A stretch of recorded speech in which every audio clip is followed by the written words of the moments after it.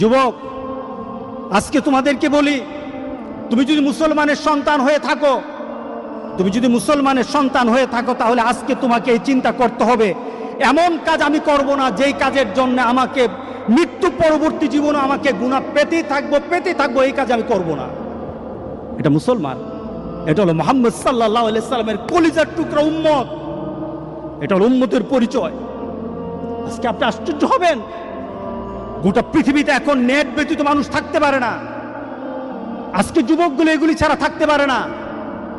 আজকে যুবকগুলি নিজেকে বিভিন্নভাবে সমাজের মধ্যে পরিচয় তুলে ধরছে, তারা মুসলমানের সন্তান, এই পরিচয় আজকে সমাজের মধ্যে হচ্ছে না।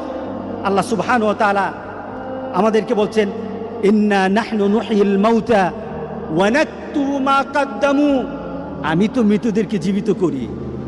আল্লাহ বলেন, আমি মৃতদেরকে আবার জীবিত করব এবং তাদের কৃতিকর্ম